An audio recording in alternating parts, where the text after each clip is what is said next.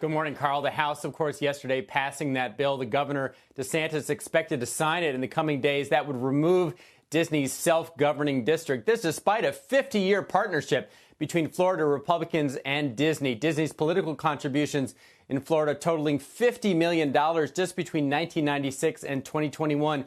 Two-thirds of that going to Republicans, so 2-to-1 Republican to Democrats.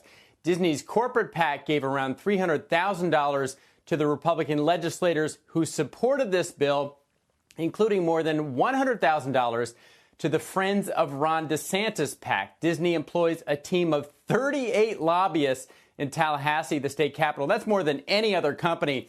Its influence over the Florida Chamber of Commerce so powerful that other companies call it a, quote, frontman for Mickey Mouse. On issues, Disney has helped defeat state attempts to expand casinos and gambling. It has shaped state laws on everything from sick leave to employee gun possession.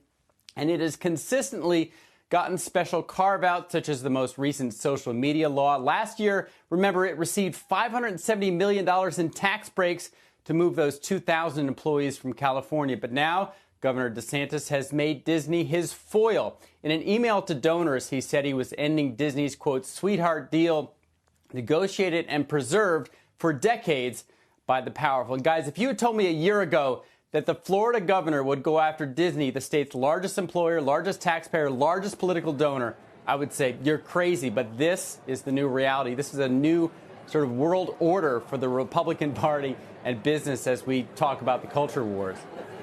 Yeah, it is something, of course, as well that Disney CEO Bob Chapek wanted to avoid desperately and thought he potentially could, but he's caught between, as you say, that side and his own employees who want a very different response or demanded a somewhat different response when it came to the actual beginning of this whole imbroglio, which was, of course, that legislation in terms of dealing with the teaching in the school of LGBTQ. No special district in Anaheim, and they're crushing it. Let's keep that in mind. But, you know, Robert, I think a lot of people were unaware of this and this special status that Disney was given until this came into the fore over the last couple of weeks. I mean, it's not insignificant in terms of what it means, and you detailed that for the company from a profitability or at least avoidance of certain taxes and the like. Yeah, you know, Carl Hiaasen called it the Vatican with mouse ears. It's, you know, people call it a tax district, but the point of it was not really to avoid or limit taxes, although they do get some tax benefit. This is created when Roy Disney, they went and saw that swamp that was Disney in that was Florida in the 1960s, and said, look, if we want to build exactly what we want full control. So the benefit of this special district is full control, not so much taxes. The tax equation and who ends up paying for these services, getting that $1 billion in bond debt, that is a big unanswered question because there's so many complicated things that are tied to this district that we just don't know what's going to happen when you tear it all up.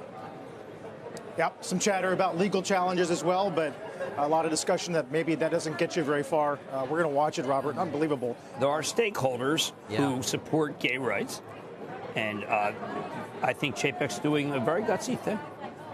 He's going for stakeholders. A lot of them. The Anaheim analog is really, I mean, Lake Buena Vista is not Anaheim. No. You gotta, look, it may not be over, but I just 27,000 acres in Orlando, and one of the key reasons why Disney, when he was working with Walt, that's what he's like, I don't want to recreate what we've had trouble with in Anaheim. Absolutely. They got plenty of room, and Chapek's taking a brave stand.